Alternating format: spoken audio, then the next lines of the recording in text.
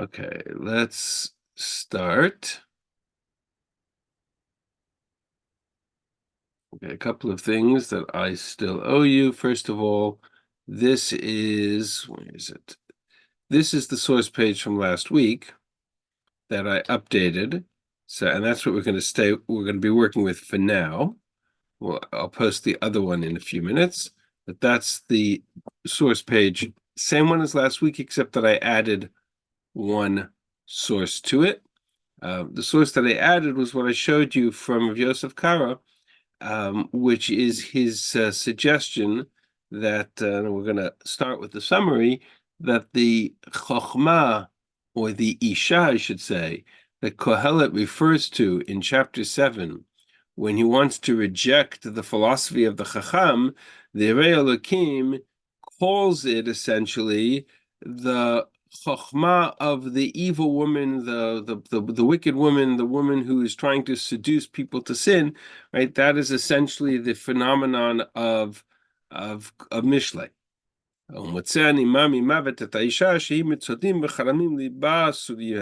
find bitter than death the woman whose heart is snares and traps, hands are chains. This is a direct reference, says Rav Yosef Kara, and that was the foundation of what we talked about last week, that this is a reference to the Isha Zonah Nizkeret B'Sefer Mishlei. This is a direct reference to the prostitute, so to speak, of Sefer Mishlei, who represents philosophy that is enticing, but it is essentially wrong and rejected, and leads one to sin. And that is and we talked about that at length last week when we went through Sefer Mishlei. That's the postscript that I want to share with you in a minute. But I put that on the source page, and I've now shared that link as well. If you can't access the source sheet, can anybody else open that page that I just linked? Can somebody try to open it? Are you getting an error?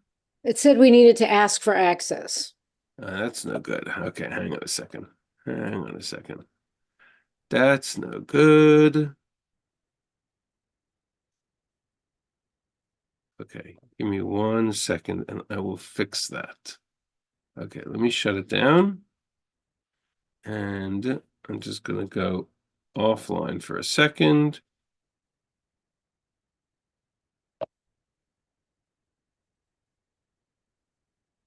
Sorry about that. Thought I fixed that before we started.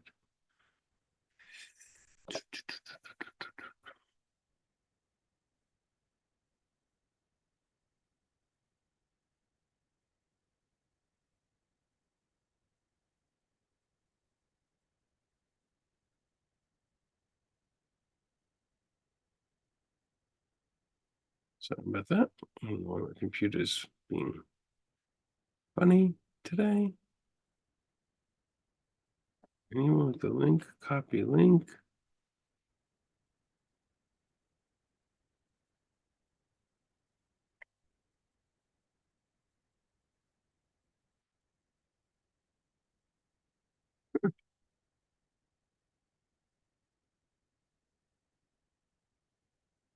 Okay. Try this one. Does it work now?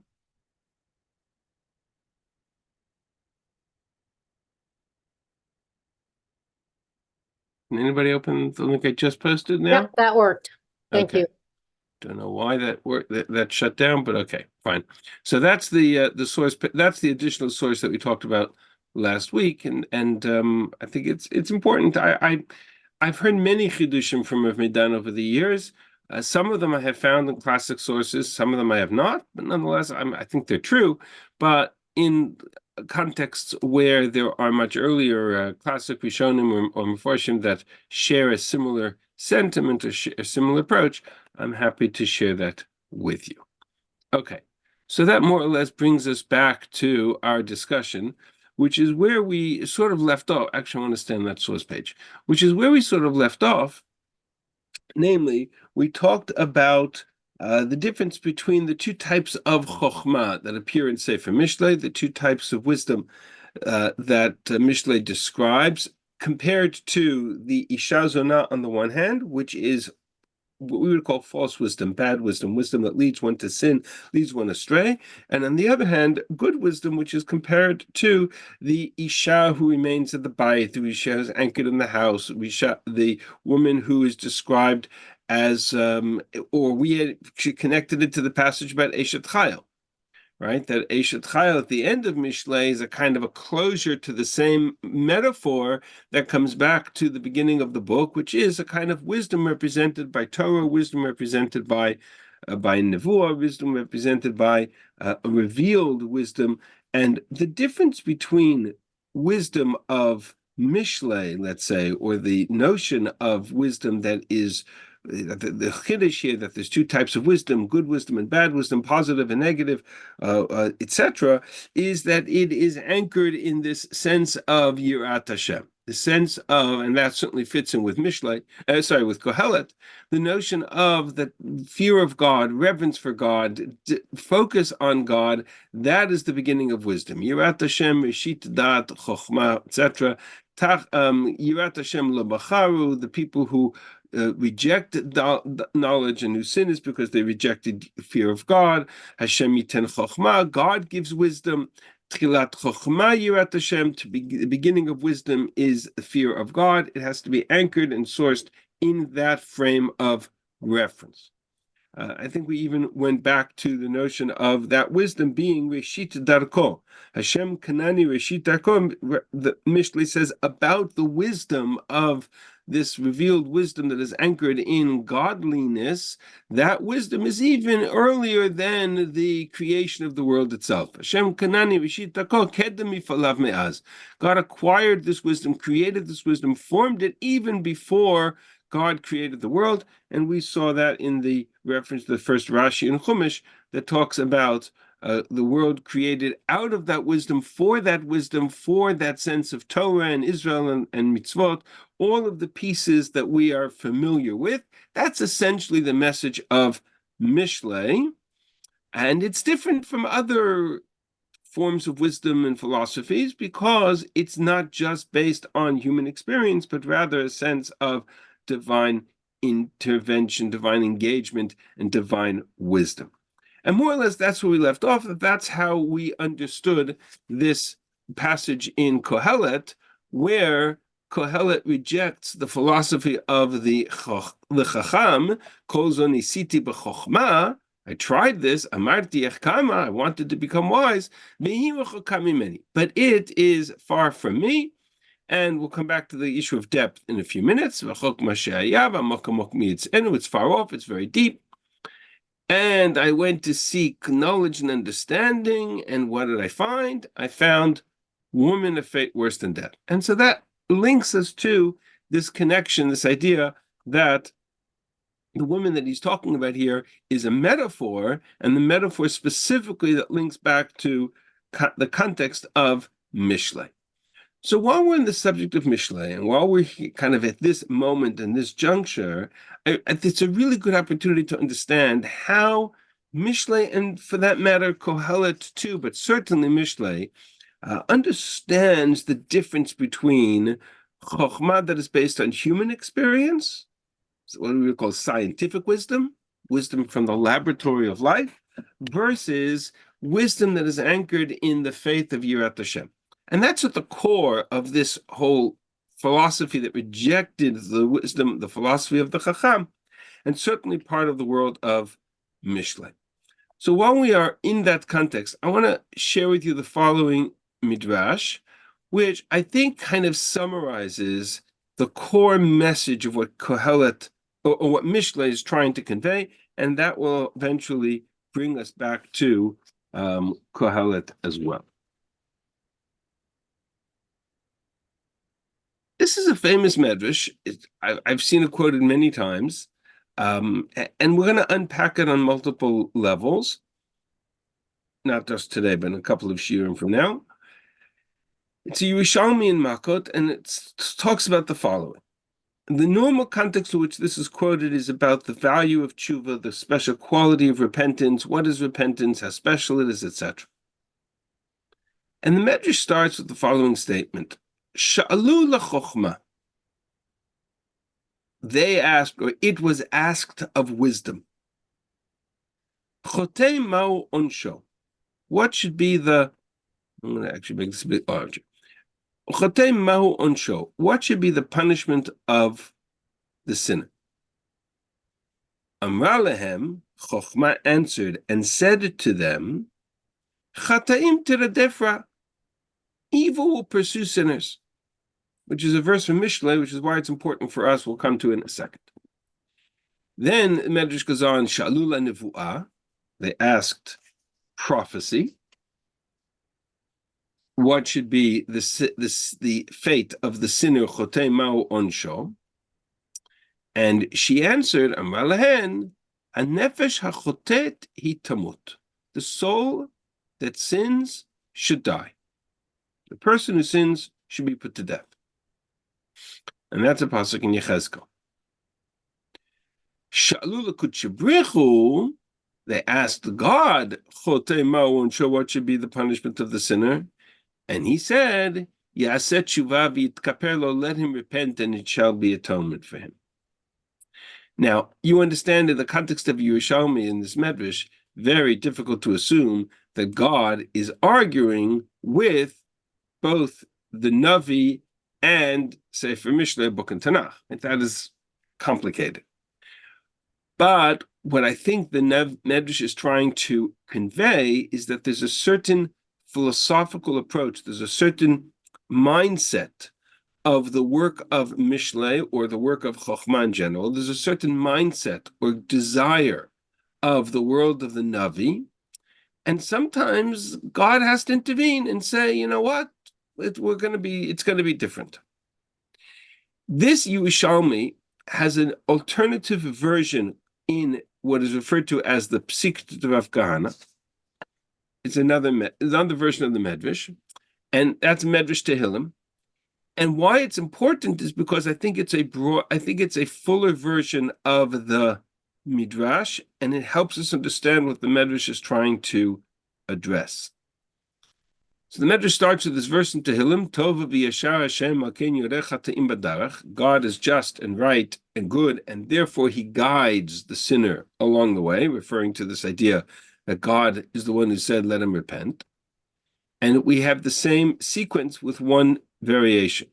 Shalu lachochma achotei ma'u onsho. They asked wisdom, what should be the fate of the sinner? And she answered, Chataim tiradefra, the sinner's evil will pursue the sinner. Shalu l'nivuah achotei ma'u onsho. They asked prophecy, what should be the fate of the sinner? Amar lehem, she said, hanefesh achoteti tamut. Exact same answer as above. Yechezkel, the sinner should die, will be put to death. Shalu la Torah. They asked Torah, what should be the punishment of the sinner? And she answered, let him bring a guilt offering, let him bring a sin offering, let him bring a kapara, let him bring a korban. And then God's answer, of course, is that he should do tshuva. This version of the Medrash is even more problematic because it's hard to understand how Torah and could present a different perspective to the Kodesh Baruch Hu. But what it tells me is that the context here isn't just theoretical, arbitrary reference to Mishlei or an arbitrary reference from Yechezkel, but what I'm dealing with here is a much broader picture. Namely, if I look at all three of these, what essentially is the common denominator between Chochmah, Nevuah, and Torah? So I put that triad together, what essentially do I have?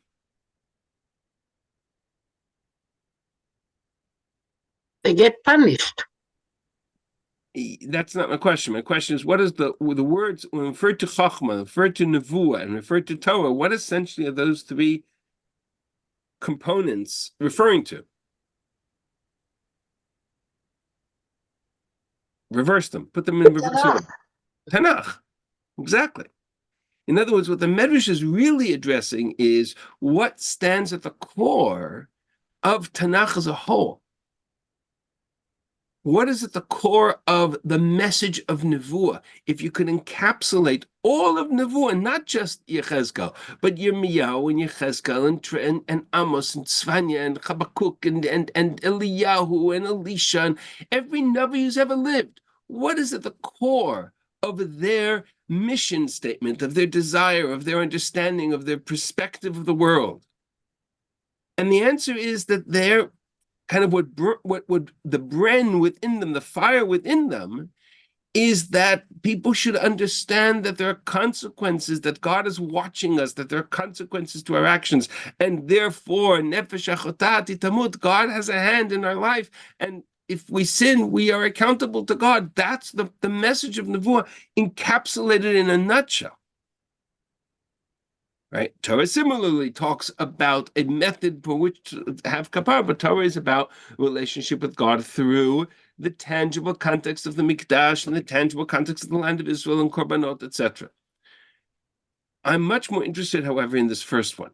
Once I understand that we're dealing not with just one reference, one book, or one verse, but really an entire approach of the world of a section of Tanakh, now we're talking about an entire section of what we call Sifrut HaChochmah, the books of wisdom and philosophy of Tanakh, which include Mishlei, Kohelet, Tehillim, Eov, right? All of the books of philosophy that make up what we call Ketuvim, writings, are part of what this medrash refers to as Chochmah. So now the question is much bigger. What is the core, if you can encapsulate the core message of all of the books of Chochmah in Ketuvim, in writings, what would it be? And that's the question the Medrash is trying to answer. It's a very broad question. The answer, says the Medrash, is Chataim Kiradefra. Evil pursues the sinner. Meaning what? So let's now jump back to Mishlei. Let's have this in mind. We'll kind of begin to see what is it that the Torah is saying when it says Reshit Chochmah Yirat Hashem. What's the relationship between wisdom and Yirat Hashem? It's very clear once you come back to it from this perspective. What's the intersection involved? So let's come back to Mishlei Perek Vav, which is one of those passages in the middle of that introductory section of Mishlei that talked about the good wisdom and bad wisdom. And here we are going to, let's go start from Pasuk Chav Gimel. Chapter 6, verse 23. Kiner mitzvah v'torah or, a famous verse. Right? The candle is the mitzvah, Torah is the light, the derech chayim tuchot musar, reproofs of instruction are part of the way of life, meaning that it gives us guidance in how to live our lives, rather than, right? Torah gives us guidance, mitzvah gives us guidance, rather than relying just on the experiences of life itself. Lishmorcha me'eshet ra, to protect us from the immoral woman, mechakat lashon nochriya, from the smooth tongue of the foreigner. Al tachmod yofia b'levavecha, don't lust after her beauty in your heart. Al tikachacha be'apeha, don't let her captivate you with her eyelids. Again, it's the whole metaphor of this kind of wisdom. Ki ba'ad isha zona, now he's going to describe what's going on. Ki ba'ad isha zona ad ki kalechem ve'eshet ish nefesh yikarat tatzun, where prostitute reduces you to a piece of bread, adulteress hunts for you for your precious life. Pasuk Chav Zayin is where we want to pick up this story. Hayechte ish esh b'cheko, can a man scoop fire into his lap? Uvagadav lo tisrafna, and his clothes not burn? Im yalech ish ala gechalim v'raglav lo tikabena, if one walks on coals, will his feet not be scorched? Ken haba el eshet re'eu, so will be the fate of one who takes his neighbor's wife. Lo yinaker kol hanageh ba, whoever touches her will not go unpunished. Lo yavuzu leganav ki yignov, men don't despise a thief if he steals lemaleh nefsho ki yirav, to satisfy his hunger. V'nimtza yishalem shivatayim, but if he's found, he shall restore sevenfold. It's called hon beito yiten, give everything he has. No, if isha chasalev, but one who commits adultery with a woman is a fool. Mashchit nafsho yashena. He destroys his own soul. Nega v'kalo nimtza. He will get wounds and dishonor. V'cherpato lo timachez. Reproach will not be wiped away. Why? Why? And here's the clincher. Ki kin'a chamat gaver. Below yachmol b'yom nakam, for jealousy arouses the fury of the husband, and he will not spare in the day of vengeance. Lo yisapne kol kofer v'lo yover kitar b'shochad. He won't regard a ransom. He will not rest content, though you can give him any gifts and bribes. In the end, his jealousy will consume and destroy you. Comes back to the opening verse. Hayechate ish esh b'chekol. Can a man scoop fire into his lap? So now I'll ask you a simple question. In the worldview of this philosophy of the Chacham, which is the philosophy of the Isha Zara, okay, in this case, or the Isha Zona, why is it a bad thing for a person to commit adultery? I'm going to ask a simple question. Why is adultery a bad thing? In the worldview of Mishlei, right here, we're going to kind of summarize the core of Mishlei. In the worldview of Mishlei, I'm going to qualify that in a second, but at least in the worldview of the let's call it the Chacham or the Isha Zona, the Isha Zara of Kohelet, of Mishlei, why is adultery a bad thing? You mistrust somebody. Too contemporary. That's not what he says. Husband's retribution. Because you will get caught. That's the way of the world. You will get caught. And when you get caught, the jealousy of the husband has no, right? Jealousy arouses the fury of the husband, and he will not spare in the day of vengeance. It just simply doesn't pay. And that's the core of all of Mishlei, this whole philosophy of the Isha Zara. Crime doesn't pay. Why doesn't crime pay? Because you'll get caught. A life of crime doesn't pay. A life of adultery doesn't pay. This is simply a yichate ish esh b'chakok, and a man scoop fire into his lap and his clothes not get burnt. That's the way of the world. That's exactly what the Medrash said when it said, Shalu l'chochma chote ma'onsho. What should the sinner's fate be? Says Chochma. It doesn't say that he'll be punished, because punishment means there's an external source causing the punishment. Rather, it says, Chata'im teradef ra'ah, that the evil will pursue the sinners. He will find himself consumed. That's the way of the sinner. Nefesh hachatati tamut. Whereas in the worldview of the Navi, or in the worldview of Mishlei, let's call it the Yerei Elokim of Mishlei, why is the sinner, why is adultery not recommended? It says the same thing, because you'll get caught, but with one difference. No, it says in Tzuk Lamed Bet that that he doesn't have a heart and he ruins his soul. So it's not only, even if he's not caught, his soul is being destroyed or ruined, or Because it's a Torah law. You're not allowed to do it. Even that's too philosophical, but yes, to an extent. But basically, the perspective of the kind of the real Lakim of Mishlei is, yes, you will get caught, but you know why you'll get caught, right? Yes, you'll get caught, but you know why you'll get caught? Because Reshit Chochma Yirat Hashem, because God runs this world, and you're going to be in the wrong place at the wrong time, and God will make it that the husband's going to come home and find you. In other words, the same phenomenon, the same experience, the same context suddenly takes on a divine orchestration, providence, action behind it, precisely because we anchor that chokhmah in the world of the Yerei Elokim. Where do you see that? I don't see that. I'm not here. I'm saying in the context of, where do I see it? I see it here.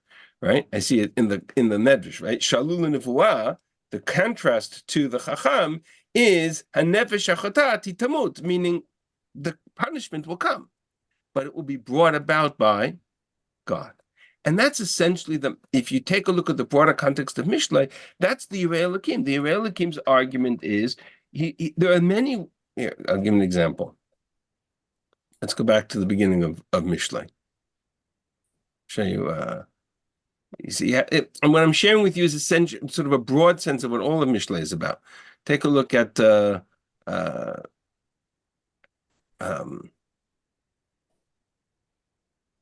b'ni Musa avicha.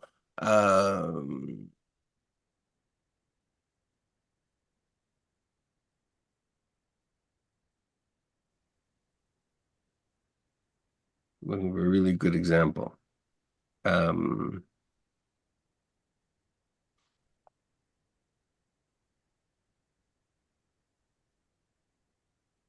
Let's go to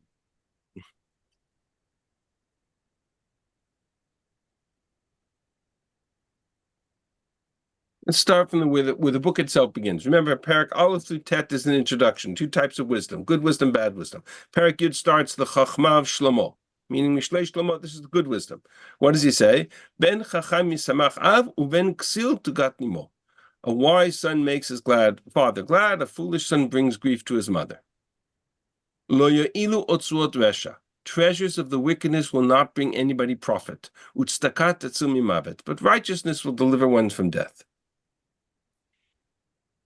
Meaning, and these are true statements, the truisms, as we would call them, right? Very powerful, but they're not necessarily of any religious particular value other than, right, they ring true to them. It's true. All the treasures of the wickedness will not profit them. Why not? Because, as Mishlei has said many times, evil, right, will pursue the sinner. But in the context of Mishlei, it goes one step further, which is introduces into the actions of the world a sense of Torah and a sense of godliness. Lo yar'iv Hashem nefesh tzadik, because God will not allow the soul of the righteous to go hungry. And yet God will thrust away the desire of the wicked. Right? So the truisms are there, but they're there because you've anchored the chokhmah of life in the sense of an awareness of God's role in the world. That's Mishlei, in a nutshell. That's Reshit Chokhmah, Yirat Hashem. And we're going to see that in Kohelet too, although we'll see it in a little bit more, a little bit later. That's essentially the difference between Chokhmah that's devoid of godliness, which is just crime doesn't pay, versus the sense of the Mishlei of Yirei Elokim, which is that ultimately there's a hand behind all of those truisms. Lo yirav Hashem nefesh tzadik. God will not allow the soul of the righteous to go hungry. And then you can argue, right? We can argue back and forth whether or not that happens in the world today. That we're going to see in Mishlei. In Kohelet. So let's come back to the world of Kohelet for a moment. And kind of put all of this back into the context of the verses that we have been looking at. Actually, I'm owe you one more piece, which is the piece from Eov. Okay. Says Kohelet, Kol ze nisiti b'chokhmah. All of this I tried in wisdom. Amarti ech kama, I wanted to become wise, v'hi rechokah mimeni, but it was far from me. Rachok ma she'haya ve'amok amok mi'imtzenu. Very far and very deep, unfathomable, unfindable, because it is too far and too deep. That notion that this wisdom that is godly wisdom, that wisdom that is anchored in Yirat Hashem, you cannot find on your own. You need to be engaged in it from the one who has acquired it or created it from the beginning. Reshit Chochmah Darkei Yirat Hashem. that takes us back to the world of creation. That actually is a context from Eov. That was what I said. I owe you one more reference to Eov to understand this pasuk of Dalet. Let's just jump to Eov for a moment. Eov chapter 28, very similar perspective to that of the of Kohelet and Mishlei. I'm not going to get into Eov for now, but take a look, for example, at pasuk Yudbet. HaChochma me'ayin timatzeh. Where can wisdom be found? Be'eze makom binah. Where is the place of understanding? Lo yada enosh erka. Man cannot know its worth. Lo timatzeh be'eretz hachayim. Cannot be found in the land of the living. Why? Tahom amar lo bihi. Even the depths say, in me you won't find it. The yamama einamadi. If you, the sea will say, it's not in me. Lo yiten sgor tachteh. You cannot buy it for gold or silver. And he goes on and on in this fashion. And finally, in Pasuk of Aleph, he says, it is hidden from the eyes of all, or let's go to Pasuk Chaf. Where does wisdom come from? Where does this sense of understanding come from? What is the place of understanding? It is hidden from all the living things. It's hidden from the fowls from the birds of the sky. Destruction and death say, we've heard a rumor of it with our ears. Elohim hevin darka, v'hu yada et mekoma. Only God understands its ways, and only God understands its place. God looks at the ends of the earth. God looks in the depths of under the whole heavens. His vision is vast. His perspective is much bigger than ours.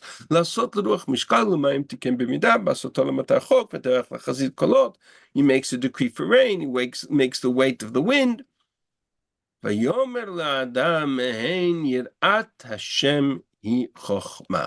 And says to man, behold, fear of God is wisdom. And understanding means to depart from evil. So in this chapter reflects a very similar message to Kohelet, to Mishlei, and to Kohelet, referring to Chochmah as the Chochmah of creation before the depths of the sea, before the heights of the hills and the mountains. Where is all of that? That is in God's domain, and God therefore is the purveyor of wisdom. Hein vayomer la'adam, hein yirat Hashem hi chochmah. More or less, that's essentially the same idea in Kohelet. If you're rejecting wisdom because it's not anchored in Yirat Hashem, rachok mashiaya, it's very far away. Ve'amok amok, and it's too deep, not even in the seas, not even in the mountains, not even in the depths of the sky, because you can't get to as deep or as far back or as far forward as God's perspective is, and therefore this chokhmah cannot stand. Similarly, saboteni v'libi ladat v'lakesh chokhmah v'cheshbon v'dat resha kesav v'sichlut olelot. That's what we talked about last week. I turned my heart to seek knowledge and understanding, to understand scheming. And what was the conclusion? Umotzeni mar mimavet et haisha asher hi mitzodim b'charamim libas limyadeh. I found fate worse than death, woman whose heart to snares and traps. Again, that's a reference to the metaphor. This is our interpretation, right? The metaphor of wisdom that is a negative wisdom, wisdom based on the Isha Zara or Isha Zonah, wisdom that's not anchored in Yirat Hashem, and that therefore can lead man to fall.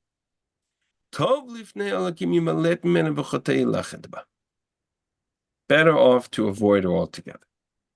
And then we come to Pasuk of Zion. I really wanted to take a moment and understand this reference.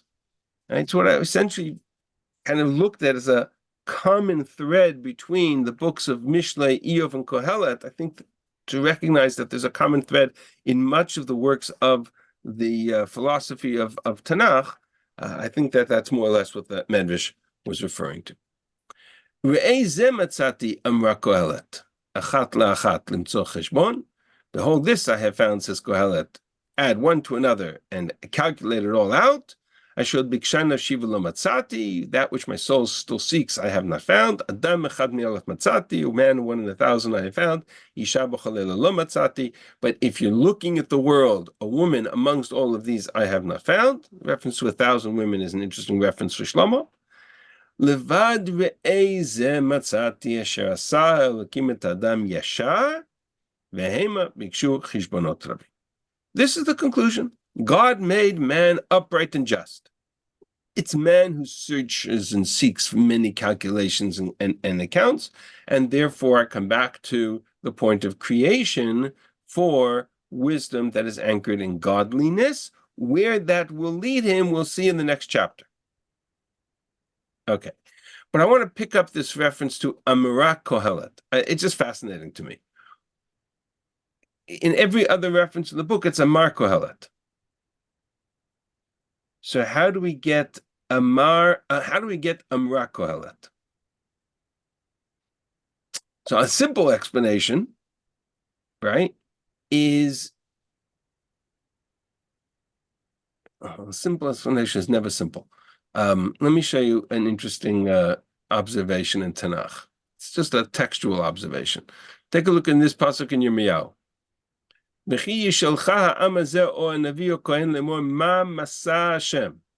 the people will ask of you and say to you, pasuk in Yirmiyahu, what is the burden of God? Okay? You will say to them, et ma masa. The question was, ma masa Hashem, what is the burden of God? The answer is, et ma masa. What is the, I don't even know how to translate that. Et ma masa. And therefore I will abandon you upon the earth, cast you away. What is et ma masa? It doesn't even translate. What is the burden? Yeah, question is, what is the burden? The answer is, what is the burden? What does that mean? So look at Rashi. Rashi says, and this is not the only place in Chumash in Tanakh we find this phenomenon, but it's a very good example. V'yamarta lehem et mamasa. What does that mean? V'azavtim omim. I will say to them, omim lechem mamasa. What is? If they say, what is the burden? You will answer, atem hamasa. What just happened? Look at the text. Et ma masa. If it's encoded, and you separate the words out like a what's the word I'm looking for? Where you kind of mix the letters up or move the letters around, and you have to put them back together to The puzzle. Anagram. It's a puzzle. It's Right? a puzzle. It's a puzzle. Take It's et a puzzle. mamasa. You Parse it out. separated the mem. Mem and hey, you separate it. Correct. You Separate the mem and the one to hey. the back. You separate the mem and the hey, and you get atem Yeah. hamasa, which is exactly what Rashi says. Atem hamasa. In other words, and Yirmiyahu employs a number of places where he employs codes to hide his message, to kind of soften the burden of it.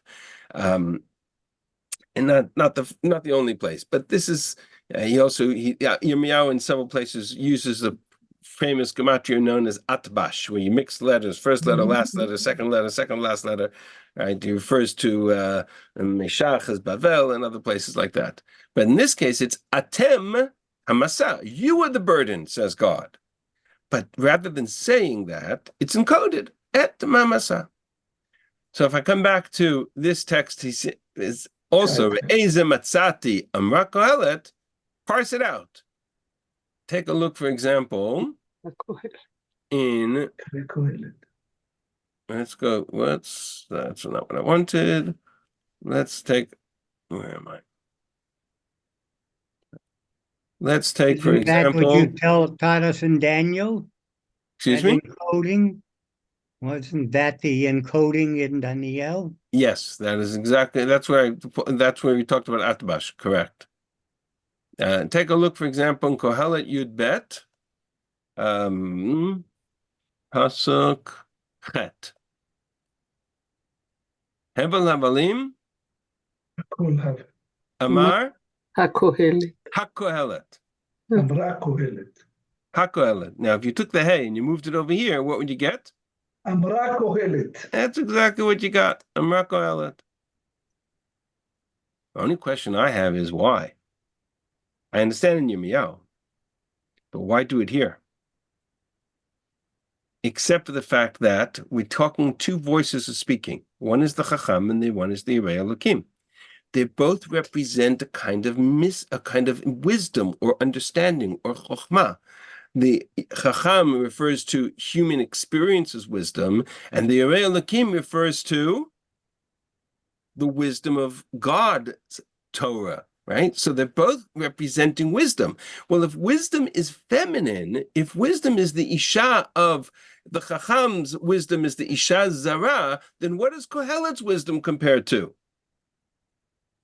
In the language of Mishlei, the Isha Kshera, right? The good woman, the Eshet Chayil. So suddenly it's not Amar Kohelet, it's Amra Kohelet. Because that's who's speaking, right? The Yerei Elokim speaking as the Chacham of Yirat Hashem.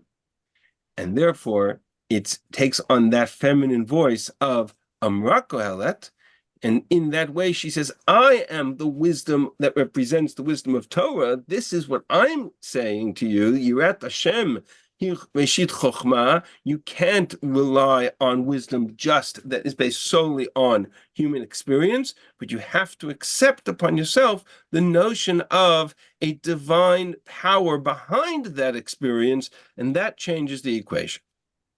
And so it's not Amar Kohelet, it's Amra Kohelet. Okay. And that brings us to the end of Perek Zayin. We haven't finished with the Chacham, and we haven't finished with the Yerei Elokim, but for now, that brings this conversation to a close. And then we move into Perek Chet. All right. Any questions on this before we move on to Perek Chet? Yeah, I have a question. Yeah. If we assume that Mishlei was written before, if we base it on Shlomo's life and we say that Mishlei was written before, then what is and then you compared and you basically built that the Chokhmah is based in Yirat Hashem, and then we say the same thing in Kohelet, then what is the added knowledge or the added insight that Kohelet brings if we have some kind of a progression, or there was supposed to be some kind of progression? And I don't know, the whole thing that you did today was basically basing one on the other and having it because I don't think you can divorce one section of one's writings from another, but they're different. People today write books. They write many books. They say similar things and similar ideas and modes and use similar metaphors and concepts, but they present different conclusions based either on different subjects or different times of one's life. In Kohelet's case, they're both. The answer is both. Mishlei and Kohelet are different. In this particular instance, between the Chacham and the Yerei Elokim, they share a certain common conversation, no question, but a common language. And it's that language that I wanted to point out. But that's only one set of voices and verses. We haven't gotten to the rest of the story yet. So, certainly all the various perspectives, the Amel and the Natan and the Chacham and the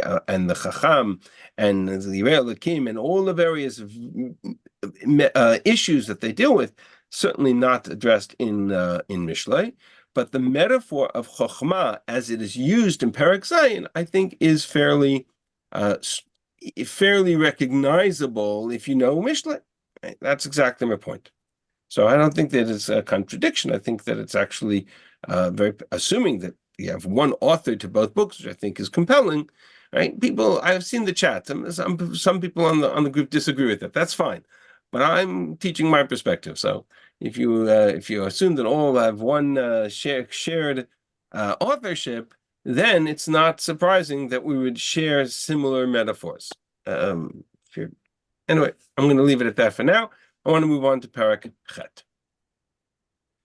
So as we usually do, we have to read through and then parse it out and figure out who's speaking, who's talking, who's doing what. So let's figure out where we go from there.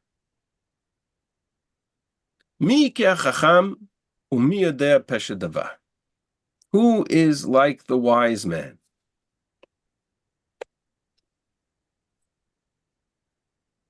Chochmat Adam, and who can understand the interpretation of a thing?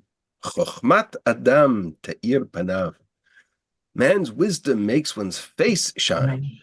Oz panav yishuneh. And the impudence of his face is changed, transformed, because he attains wisdom. Stay away from translations here. I'll translate for you. The problem with translations is that they're going to confuse us. Ani, pi melech shmor, I guard the words of the king, or charge, guard the words of the king. Al divrat shvuat Elokim, and the words of the oath of God. Al tibehel mipanav, don't be hasty to run from his presence. Al tibehel mipanav telech, al tamod b'davara, don't stand or persist in an evil thing. God does whatever he wants.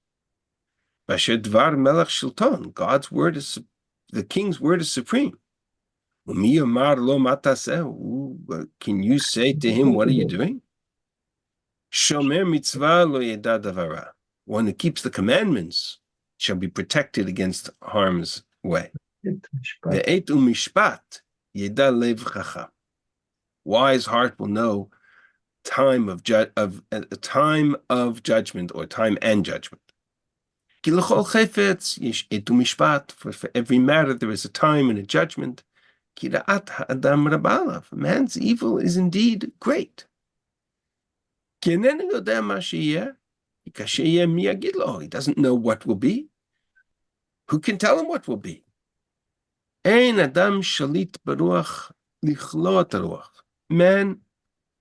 has no power over the spirit, to contain the spirit. Rabbi,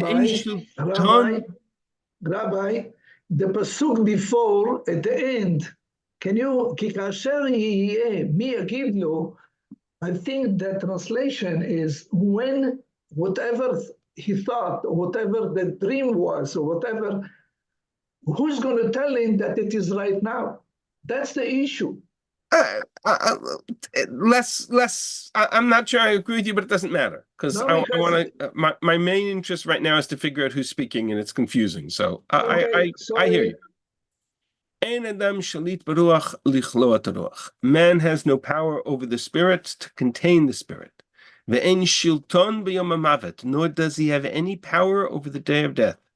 There is no mission, mishlachat, discharge, messenger in the time of war, peace delegation, the time of war. Lo yimalet reshet ba'alav. Wickedness shall not escape the one who practices it, its owner. No wicked person can escape their actions. Et kol zen ra'iti. All this I have seen, v'natonat libi, and applied my mind to it. L'chol ma'aseh shenasat tachat hashamesh, to everything that is done under the sun. Et asher shalat ha'adam ba'adam leralo, at a time when man rules over man to his detriment. U'v'chein ra'iti v'she'im kvurim v'vau. Indeed, I have seen the wicked buried and come. And walking, and they walk in holy places. And all that they did, all the wickedness that they did in the city is all forgotten. This is vanity. Because punishment, judgment against the wicked does not happen quickly enough. And that's why man's heart is set to do evil, because man does not see the consequences of the actions. That judgment against them is not done quickly enough. A sinner can commit crimes 100 times and live a nice long life. כי גם יודע אני אשר יהיה טוב לירא אלוקים אשר יראו מלפניו. But surely I know that it will be good for the one who fears God, and for those who are reverent before God. וטוב לא יהיה לרשע, and it will not be good for the wicked. ולא יאריך ימים קצר, he will not lengthen his days, and his days will not be long. אשר אינני ירא מלפני אלוקים, the one who does not fear God.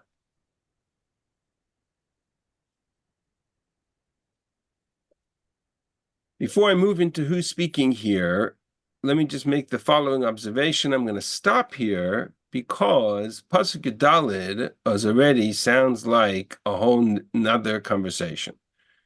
Yesh hevel nasa la'aretz, asher yesh tzadikim shemegelim k'maser rishim, yesh rishim shemegelim k'maser tzadikim, amante shekam sahavel, there is vanity in the world. Righteous men get the fate of the wicked get the fate of the righteous. Therefore, v'shibachti ani et hasimcha, asher ein tov l'adam tachat hashemesh kim le'achol v'lishtot v'lismach. Therefore, I praised wisdom and eating and drinking and enjoyment.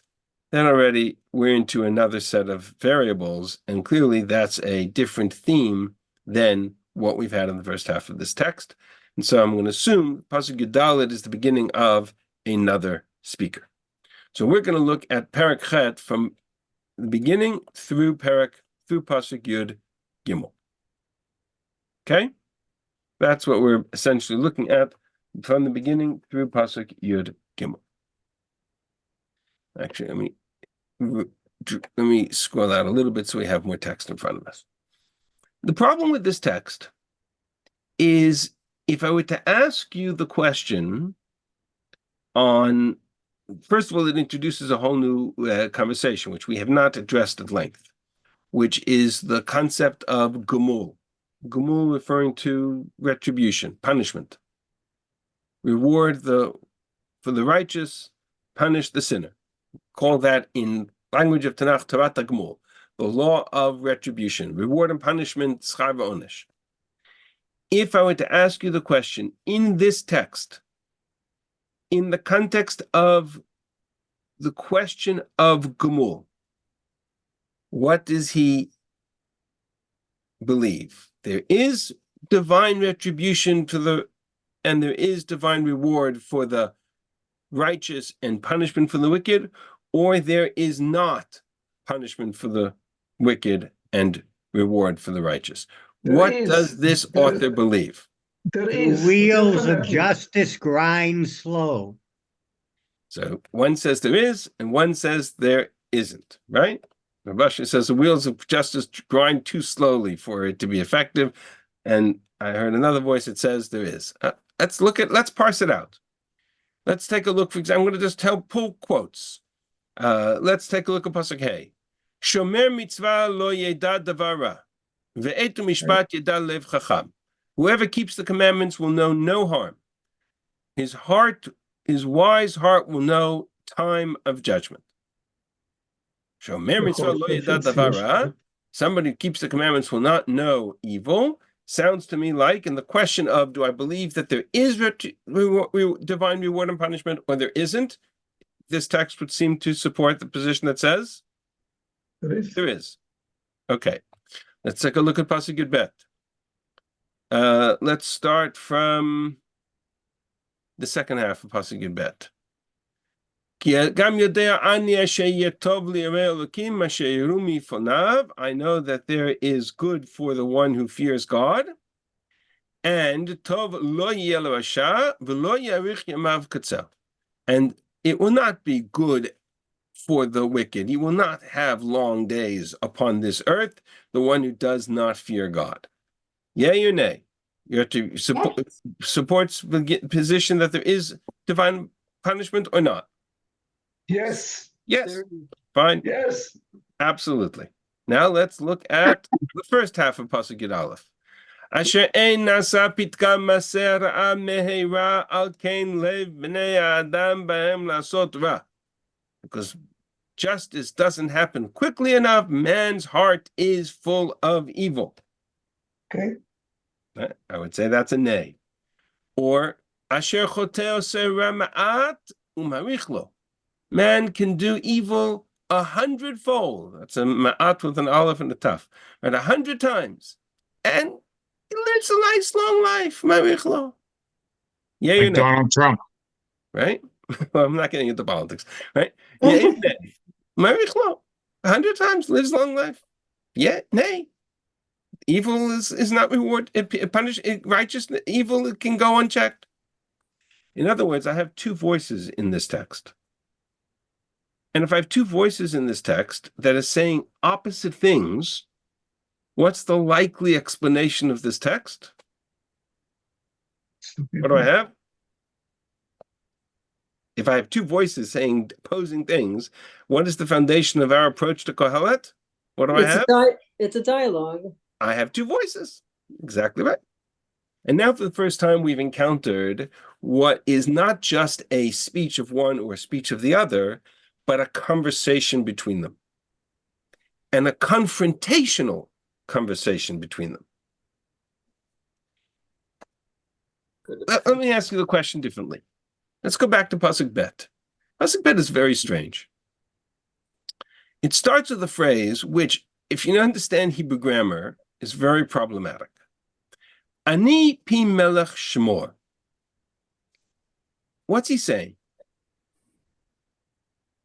Ani pi melech shmor. Ani, pi melech.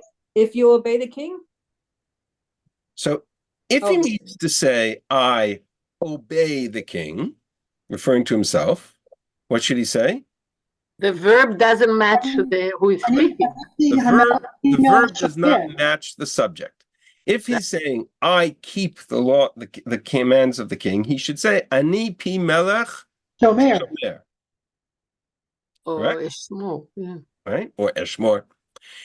If he's saying, as he translates it here, and that's the problem with translations, that I am instructing you, because shmor is in what we call lashon tzivui, it's an instruction, it's in second person, he's talking to you, and he's saying, if all it said was pi melech shmor, how would you translate it?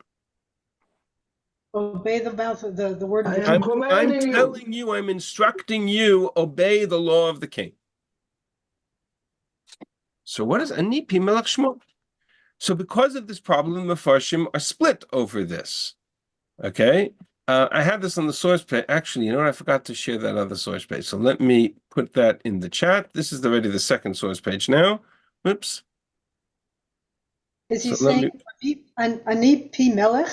I am the voice of the king? Well, we're going to get to this in a second, what he's saying. I'm now putting into the chat the link to this second source page. But we'll come back to this part of it in a second. It's a machloket Rashi and Ibn Ezra. Typical question, right? Ani pi melech shmor. So Rashi says, Lefichach ani tzarich v'nachon lishmor pi malko shel olam. Therefore, I have a need to observe the commandments of the King of the universe. Meaning, he's translating ani pi melech shmor as Ani pi melech, ani tzarich lishmor. Right? I have to. Eshmor. Eshmor. And says the Ibn Ezra, B'inyan ani etzavcha or azhircha. I'm commanding you. I'm instructing you over this matter. Namely, you need to guard and observe the laws of the king. So I have two possible interpretations of this text. One says, I observe the law of the king. One says, I'm instructing you to observe the law of the king. Neither of them, however, or both of them, have an inherent flaw. Namely, according to Rashi, I have to change the grammar of the verb. And according to Ibn Ezra, I have to put in a word that doesn't exist in the text. But it's continuing talking to in a second person. Correct. In Pasuk Gimel, Al Tibahel. So maybe he's right on that. Right, could be. I'm going to offer a third possibility. Oh.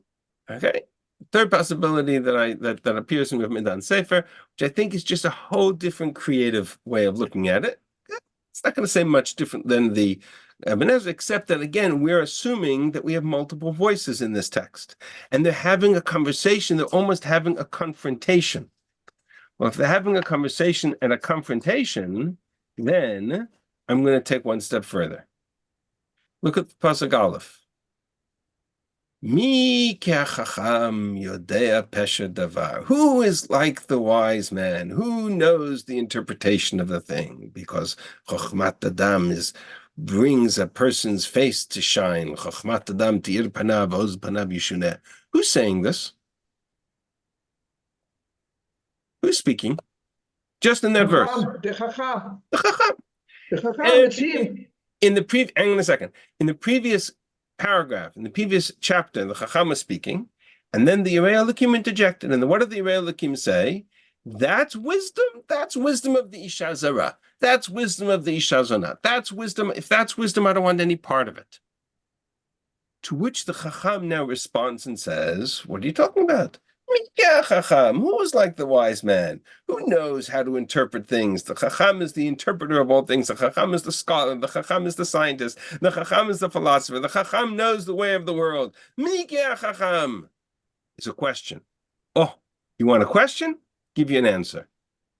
Pipes in the Yerei Elokim, Ani! Exclamation point. You asked a question, I answered it. Chacham, Ani! The other guy says, which if you're seeing it on a stage, man, and Yoel actually takes the entire story of Kohelet, and he's written a play with the text of Kohelet. You can kind of see it on the stage. You can work it through. It's fascinating. Chacham, says the Yerei Elokim, Ani. And he grabs the microphone. And from here until Pasuk Yud Bet, or Pasuk Yud Aleph, we're going to hear now from the Yerei Elokim. Because the Chacham started, and the Yerei Elokim grabbed the microphone. Ani, now I'm telling you. And the rest of it is Pi Melech Shmor, guard the king's commandments, watch Elokim, Al Tibal Mipanam. And now he's talking in second person, and now he's talking to the Chacham, and now he's referring, and now he's responding, and now he's talking. And then Pasuk Yud Aleph, or in Pasuk, I would say Pasuk either Tet or Yud, debatable. We'll talk about that next week, right? The Chacham grabs the microphone back. And he gets very cynical, and he gets very critical. And then Pasuk Yud Bet, the Yerei Elokim grabs the microphone back. You can even see it in Pasuk Yud Bet that you have two conflicting views in this same text. Asher choteh oseh ra ma'at u'ma'arich lo, because the sinner commits crimes 100 times and lives long.